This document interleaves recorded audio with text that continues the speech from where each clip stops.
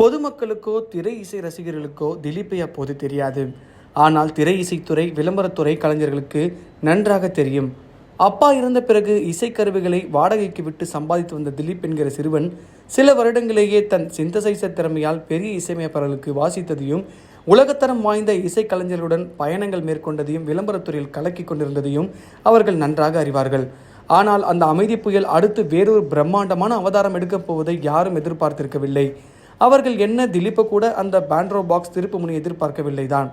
1987 வருடம் தன் வீட்டிலேயே பஞ்சதன் என்கிற state of the art recording ஸ்டுடியோவை அமைத்திருந்தார் திலீப். அதில் இந்திய இசை உலகமே அறிந்திராத பல நவீன இசைக்கருவிகளும் இசைப்பதிவு கருவிகளும் நிறைந்திருந்தன. இந்தியாவின் முன்னணி விளம்பர தயாரிப்பு நிறுவனங்கள் திலீப்பின் இசைக்காக அவர் ஸ்டுடியோவில் அணிவகுத்து நின்றன. அவர்களை வரவேற்றது ஸ்டுடியோவின் முகப்பில் இருந்த பிர்காதிரியின் படம்.